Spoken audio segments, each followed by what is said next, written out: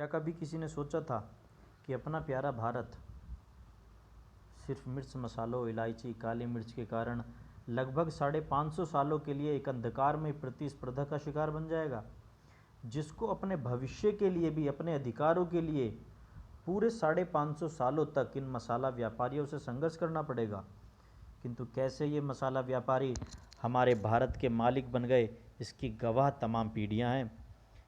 हिंद महासागर से अरबों के साथ होने वाले व्यापार से जब ये यूरोपीय मसाला व्यापारी संतुष्ट नहीं हुए तो इन्होंने स्वयं रास्ता निकाला और हर कीमत पर व्यापार के मन से आए ये व्यापारी पूरे भारत पर कब कब्जा करके बैठ गए, पता ही नहीं चला। और जब पता चला तो तब इन्हें भगाना इतना आसान नहीं था। तो चलिए इसी यात्रा पर चलते हैं परीक्षा गुरुजी के साथ में। नमस्कार दोस्तों, परीक्षा गुरुजी में आपका स्वागत है और चलते हैं आधुनिक भारत के उस ज़बरदस्त इतिहास की तरफ जिस पर हर एक भारतीय की निगाह होती है, हर एक परीक्षा के पॉइंट ऑफ व्यू से बहुत ही महत्वपूर्ण होता है। तो चलिए बात करते हैं, इतिहास के कुछ पन्नों को खोलते हैं। तो आधुनिक भारत की महत्वपूर्ण घटनाओं में सर्वप्रथम बात करेंगे यूरोपीय कंपनियों का आगमन किस प्रकार से भारत में हुआ, क्या क्या कारण थे, क्यों उनको आना पड़ा। ठीक है, चलते हैं। सर्वप्रथम हम आपको ये मैप दिखाना चाहेंगे, जिस मैप के द्वारा यूरोपीय कंपनियों ने भारत में आगमन शुरू किया। ये देखिए, ये यहाँ से पुर्तगाल से सर्वप्रथम एक नागरिक चलता है, वहाँ का पुर्तगाल का, जिसका नाम होता है Vasco D gamma. Vasco D gamma इस पुर्तगाल से केप ऑफ गुड होप के सहारे से चलता है और इस केप ऑफ गुड होप की सहायता से वह नटाल पहुंचता है और नटाल से धीरे धीरे जब वह ऊपर आना शुरू करता है, नटाल से वह ऊपर आता है सेंट हेलेना खाड़ी, मोजाम्बिक, मोम्बासा, मालिंदी और फिर वह पहुंचता है कालीकट बंदरगाह। कालीकट यह केरल में है और इस बंदरगाह पर वह पहुंचता है और उसका स्वागत होता है। उसका स्वागत स्थानीय राजा जमोरिन करते हैं और यह भारत की परंपरा रही है कि अतिथि देवो भव, अतिथि की तरह इनका स्वागत करा गया। किंतु ये अतिथि कुछ और ही मन में सोच कर आए थे। ठीक है, फिर इन्होंने इस पूरे भारत पर अपना कब्जा कर लिया और दोस्तों इस कब्जे को छुड़ाना इतना आसान नहीं था, तमाम पीढ़ियां लग गई इसको छुड़ाने में। तो चलिए बात करते हैं आगे, किस प्रकार से संघर्ष रहा है भारत का।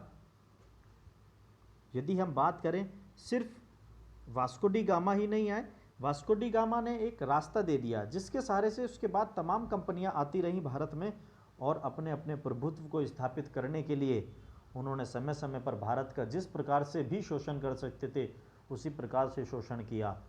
किसी प्रकार की कोई कोताही नहीं बरती और भारत को जिस हिसाब से भी निचोड़ सकते थे उसी हिसाब से निचोड़ा। भारत को अपने हिसाब से पूरी तरह से पलट दिया। भारत की अपनी संस्कृति, सभ्यता को, सबको उन्होंने पूरी तरह से झकझोर दिया। चलिए चलते हैं, किस प्रकार से यूरोपीय कंपनियों का आगमन भारत के अंदर रहा। ये देखिए यूरोपीय कंपनियों का आगमन। यदि बात करें, सर्वप्रथम भारत में आए पुर्तगाली कंपनी 1498 में वास्को डी गामा के साथ में। फिर उसके बाद डच ईस्ट इंडिया कंपनी आए 1602 में। फिर उसके बाद ब्रिटिश ईस्ट इंडिया कंपनी आए 1608 में। उसके बाद डैनिश ईस्ट इंडिया कंपनी 1616 में और फ्रांसीसी ईस्ट इंडिया कंपनी आती है 1664 में। पुर्तगाली 1498 में सर्वप्रथम आते हैं और 1961 में सबसे लास्ट में जाते हैं। लास्ट में भी इनका कब्जा गोवा में रह जाता है। ठीक है, जिसको भारत में मिलाने के लिए जवाहरलाल नेहरू बहुत लंबा संघर्ष करते हैं।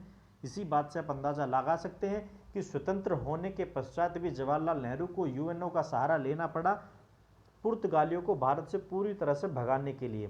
नहीं तो पुर्तगालियों ने गोवा पर स्वतंत्रता के बाद तक भी अपना कब्जा जमाए रखा। आगे बात करते हैं कि किस प्रकार से इन कंपनियों की आवाजाही भारत में रही। यूरोपीय कंपनियों के प्रथम कारखाने देख लेते हैं जो हर एक परीक्षा के पॉइंट ऑफ व्यू से महत्वपूर्ण होते हैं। और दोस्तों इसका स्क्रीनशॉट आप ले सकते हैं, क्योंकि यह भी परीक्षा के पॉइंट ऑफ व्यू से अति महत्वपूर्ण होता है कि किस कंपनी का भारत में आगमन कब हुआ है। ठीक है, पुर्तगाली company 1498, Dutch east India company 1602, British east India company 1608 और डेनिश ईस्ट इंडिया कंपनी 1616 और फ्रांसीसी ईस्ट इंडिया कंपनी 1664 में। ठीक है, चलिए आगे चलते हैं। यूरोपीय कंपनियों के प्रथम कारखाने बहुत महत्वपूर्ण है परीक्षा के पॉइंट ऑफ व्यू से। देखिए, पुर्तगाली कंपनी, इन्होंने अपना सबसे पहला कारखाना कोचीन में खोला 1503 के अंदर। डच कंपनी ने अपना पहला कारखाना मसूलीपट्टनम में खोला 1605 के अंदर। अंग्रेजों ने अपना पहला कारखाना खोला सूरत के अंदर 1613 के अंदर, स्थायी कारखाना। यदि अंग्रेजों का प्रथम कारखाना पूछा जाए तो वह मसूलीपट्टनम के अंदर था, किंतु वह अस्थायी कारखाना था। वह कारखाना कैसा था? अस्थायी कारखाना था, वह अस्थायी कारखाना था। अस्थायी कारखाना वो 1611 में था। और स्थायी कारखाने की बात करी जाए तो सूरत में खोला था 1613 के अंदर। यदि डेनिश ईस्ट इंडिया कंपनी की बात करी जाए तो इन्होंने अपना कारखाना त्रावणकोर के अंदर खोला था 1620 में सबसे पहला। और फ्रांसीसी कंपनी ने अपना कारखाना 1668 के अंदर सूरत में खोला था।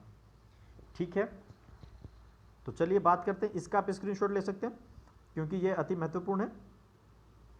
प्रथम कारखाने के ऊपर हमेशा सवाल बनते रहते हैं। ठीक है, ले लिया आपने, चलिए आगे चलते हैं। पुर्तगाली कंपनी का आरंभ किस प्रकार से होता है, इस विषय पर बात करते हैं। 20 मई 1498 को वास्को डी गामा कालीकट के बंदरगाह पर पहुंचते हैं। कालीकट के तत्कालीन शासक जमोरिन ने वास्को डी गामा का स्वागत किया। वास्को डी गामा ने काली मिर्च के व्यापार से और 60 गुना अधिक मुनाफा कमाया था। वास्को डी गामा का भारत में आने का जो मुख्य कारण था, उस विषय पर यदि बात करें तो वह था सिर्फ और सिर्फ मसाला। वह था सिर्फ और सिर्फ मसाला। वास्तव में होता क्या था कि पुर्तगालियों को, मतलब यूरोपीय लोगों को, जो भारत के अंदर मसाले वगैरह होते थे, उन सब के साथ में जो डील करता था वो करता था अरब। अरबी लोग डील करते थे, अरबी लोग व्यापार करते थे। अरब के जो मर्चेंट थे वो हिंद महासागर की सहायता से भारत से सामान लेकर, भारत से ये सब मसाला वगैरह लेकर ये यूरोपीय कंट्रीज़ में बेचते थे।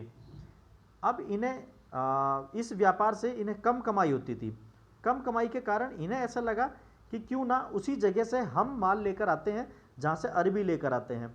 तो इसलिए इन्होंने सोचा कि इस चीज़ के लिए हमें उस रास्ते की खोज करनी होगी जहाँ से अरबी उस जगह से माल लेकर आते हैं जहाँ से वो हमारे साथ व्यापार करते हैं। तो इसी खोज में उन्होंने रास्ता खोजा और इसी रास्ते को खोजने के लिए चुना गया वास्को डी गामा को। ठीक है, सभी लोग प्रयासरत थे, किंतु ये जो वास्को डी गामा थे ये पुर्तगाली थे और इनसे पहले एक गए थे कोलंबस। वह भी इस मसाले के द्वारा मसाले की खोज में ही निकले थे। वो भी मसाले के मार्ग की खोज में निकले थे, किंतु ये रास्ता भटक गए केप ऑफ गुड होप से और ये पहुंच गए कहाँ पर? दक्षिण अमेरिका में। ये पहुंच गए, माफ़ कीजिए, उत्तरी अमेरिका में। ये पहुंच गए उत्तरी अमेरिका में और उन्होंने वहाँ पर उत्तरी अमेरिका पहुंच गए, कनाडा की तरफ। उन्होंने वहाँ पर देखा कि जो लोग हैं वो रेड हैं। वो कैसे हैं? रेड हैं। लेकिन इसको लगता था कि ये पहुंचा तो ये सही है, ये पहुंचा तो इंडिया में ही है, तो इसलिए वहाँ के लोगों को भी इसने नाम दिया। उसने सोचा कि ये पहुंचा तो इंडिया में ही है, लेकिन ये जो लोग हैं ये किसी कारणवश लाल हो गए हैं, तो इसलिए इन्होंने इसको नाम दिया रेड इंडियन। रेड इंडियन नाम दिया इसको। ठीक है, तो चलिए आगे बात करते हैं। तो पहले निकला था कोलंबस, लेकिन वो पहुंच नहीं पाया और इसके लिए बाद में निकला कौन? Vasco D gamma. और वास्को डी गामा ने रास्ता खोजने की दिशा में सफल हुआ। ठीक है, अब उसने क्या करा? उसको यहाँ पर मिले क्या, काली मिर्च, और वह काली मिर्च यहाँ से इकट्ठी करके लेकर गया और उसने पूरे यूरोप में जाकर जब उसे बेचा तो 60 गुना अधिक मुनाफा कमाया दोस्तों। ठीक है, यदि बात करें कि किस प्रकार से जो पुर्तगाली व्यापार है वो चला, यहाँ पर पुर्तगालियों ने पूरी अपनी एक यहाँ पर शासन नीति लागू करने की चेष्टा में यहाँ पर गवर्नर को बनाया। जो प्रथम वायसराय और गवर्नर बनाए गए उनका नाम था फ्रांसिस्को दी अल्मीडा। ये सवाल बना हुआ है तमाम बार। पर 1506 ईस्वी के अंदर पुर्तगालियों ने अपना प्रथम वायसराय बनाया फ्रांसिस्को दी अल्मीडा को, और अल्मीडा ने यहाँ के जो समुद्री मार्ग थे उस समुद्री मार्ग पर पूरा अधिकार जमाने के लिए ब्लू वाटर पॉलिसी की स्थापना करी। ब्लू वाटर पॉलिसी क्या थी कि समुद्री मार्ग से व्यापार करने के लिए इन्होंने ब्लू वाटर पॉलिसी का प्रतिपादन किया, और इसके तहत वो एक परमिशन लेटर जारी करते थे, मतलब इनसे परमिट लेना पड़ता था, उसके पश्चात ही कोई भी उस मार्ग से व्यापार कर सकता था। ठीक है, तो ये शुरुआत थी धीरे धीरे अपना अधिकार, अपना प्रभुत्व जमाने की। और अल्मीडा के बाद में अल्फांसो डी अल्बुकर्क 1509 ईस्वी में गवर्नर बनकर आए, और उन्होंने 1510 में बीजापुरी शासक यूसुफ आदिल शाह से गोवा छीन लिया और उसे पूरी तरह से अपने अधिकार में कर लिया। ठीक है, ये वास्तविक संस्थापक थे अल्बुकर्क को को बोला जाता है, क्यों बोला जाता है, उस समय जो वहाँ से अधिकारी आते थे, जो सेना आती थी पुर्तगाल से, वो काफ़ी लंबे समय तक यहाँ पर रहती थी, वो परेशान हो जाती थी। इस वजह से उन्होंने यहाँ पर क्या कहा उनसे कि आप ऐसा कीजिए कि जो अपनी सेना के लोग थे, सेना के अधिकारी थे, उन सब से अल्बुकर्क ने कहा कि यदि कोई भी अपनी फैमिली यूरोप से लाकर यहाँ पर रखना चाहता है तो वह यहाँ पर अपनी फैमिली रख सकता है लाकर, और यदि किसी को अपनी फैमिली नहीं लानी है और यहीं पर अपनी फैमिली बनाना चाहता है तो यहाँ पर भी वह शादी कर सकता है। और man always be a man, एक पुरुष हमेशा पुरुष ही रहता है। और उन्होंने सबने सोचा क्या कि वो तो है ही, अपनी यहाँ पर भी अपनी एक शादी कर लेते हैं। तो अल्बुकर्क ने यहाँ पर अपने अधिकारियों को, अपने सैनिकों को विवाह के लिए प्रोत्साहित किया। इसी वजह से अब उनको यहाँ पर मॉरल सपोर्ट भी मिलने लगा था, और यही कारण था कि अल्बुकर्क को धीरे धीरे स्थानीय लोगों से सपोर्ट मिलने के पश्चात वास्तविक संस्थापक की श्रेणी में रखा जाने लगा। ठीक है, और उसी ने फिर यूसुफ आदिल शाह से गोवा भी छीन लिया, और इसे पुर्तगीज शक्ति का वास्तविक संस्थापक बोला जाता है। ठीक है, तो चलिए आगे चलते हैं। आगे चलते हैं कि पुर्तगालियों का जो प्रभाव था उस पर देखिए, उस पर बात करते हैं कि अल्बुकर्क ने 1511 में मलक्का पर और 1515 में हरमुज पर अधिकार कर लिया। हरमुज जो फारस के अंदर पड़ता है, इस हरमुज पर अधिकार करने के पश्चात तो जितना भी दक्षिण पूर्वी एशिया था उस सब पर और फारस की खाड़ी के मुहाने पर स्थित इस हरमुज के द्वारा पूरी तरह से हिंद महासागर के व्यापार को अपने कब्जे में ले लिया। और जितना भी सामुद्रिक व्यापारी केंद्र था सर्वप्रथम पुर्तगालियों ने ही स्थापित किया था मेरे दोस्तों। ठीक है, और अंग्रेज अधिकारी थॉमस बास्ट ने पुर्तगालियों को सुवेली के स्थान पर हराया था। ये एक बहुत बड़ा टर्निंग पॉइंट था, बहुत बड़ा टर्निंग पॉइंट था पुर्तगालियों के प्रशासन के अंदर, क्योंकि वो जो थॉमस बास्ट थे उन्होंने पुर्तगालियों को सुवेली के स्थान पर हराया और उनका धीरे धीरे प्रभुत्व जो है वो कम होने लगा और अंग्रेजों का प्रभुत्व धीरे धीरे बढ़ने लगा। अंग्रेज धीरे धीरे सबको हराते जा रहे थे और एक बहुत बड़ी शक्ति बनकर भारत में उभरे। तो सुवेली का जो युद्ध था वो पुर्तगालियों की हार में सबसे बड़ा इसने रोल प्ले करा और ये 1612 के अंदर लड़ा गया था। ठीक है, और इसके पश्चात ही 1613 में सूरत में अंग्रेजों ने भी अपना स्थायी कारखाना आरंभ किया था। आगे चलते हैं। उसी दौरान एक शाही शादी होती है 1661 के अंदर। इस 1661 के अंदर जो शाही शादी होती है दोस्तों, उसे सुनिएगा ध्यान से, कितना इंटरेस्टिंग है कि इंग्लैंड के सम्राट चार्ल्स द्वितीय का विवाह पुर्तगाल की राजकुमारी कैथरीन से होता है और चार्ल्स को पुर्तगाली मुंबई को उपहार में देते हैं। मुंबई ऐसे उपहार में दे दिया हो जैसे इनके पिताजी का हो। देखिए किस प्रकार से यहाँ पर ये छल कपट चलता है, किसी की चीज़ किसी को भी दे देना। भारत की चीज़ को अंग्रेजों को ऐसे दे दिया पुर्तगालियों ने जैसे उनके द्वारा बनाया गया हो। ठीक है, जैसे इनके पिताजी यहाँ पर रख कर गए हों। और अब इनकी सुनिए, सम्राट चार्ल्स ने क्या करा, उन्होंने सोचा कि मेरे पास तो बहुत कुछ है, मैं क्या कर सकता हूँ। उन्होंने सोचा हमारी यहाँ पर एक दूसरी कंपनी है, उसको मैं दे देता हूँ। उन्होंने 10 पौंड वार्षिक 10 पौंड वार्षिक पर यह जो मुंबई था, 10 पौंड वार्षिक पर उन्होंने ब्रिटिश ईस्ट इंडिया कंपनी को लीज पर दे दिया, किराए पर दे दिया, ठीक है। और फिर उसके पश्चात बम्बई के जो अंग्रेज गवर्नर थे जॉन चाइल्ड, उन्होंने 1688 के अंदर, फिर 1688 के अंदर जॉन चाइल्ड ने, ये अंग्रेज अधिकारी थे दोस्तों, 1688 के अंदर उन्होंने बम्बई के समुद्री जो पश्चिमी समुद्र तट थे उस पर मुगल बंदरगाहों का घेरा डाल लिया था, और उन्होंने मक्का जाने वाले हज यात्रियों को, हज यात्री जो थे, मक्का को जाने वाले हज यात्री थे जो आपके बम्बई के समुद्र तट से जाते थे, उन्हें बंदी बना लिया। इसी के कारण जब ये खबर औरंगजेब को पहुंची थी तो औरंगजेब ने इस जॉन चाइल्ड को भारत से निष्कासित करने का आदेश दिया था। और फिर उसके पश्चात जॉन चाइल्ड ने औरंगजेब से माफ़ी मांगी थी। मात्र इसी वजह से अंग्रेज़ों को काफ़ी समय तक इंतज़ार करना पड़ा अपने अधिकारों को स्थापित करने के लिए, अपने प्रभुत्व को स्थापित करने के लिए। तो चलिए आगे बात करते हैं कि शाही ही विवाह के बाद में मुंबई चार्ल्स द्वितीय को दे दिया गया।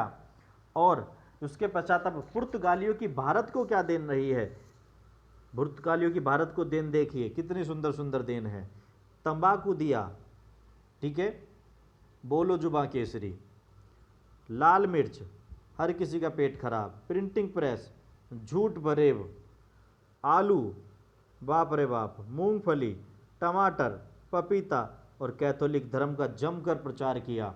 आप स्क्रीनशॉट ले सकते हैं, ये सवाल तमाम बार परीक्षाओं में बना हुआ है कि पुर्तगालियों की भारत को देन क्या क्या है। इनमें से आप इसका स्क्रीनशॉट ले सकते हैं। हाँ, ये अति महत्वपूर्ण है।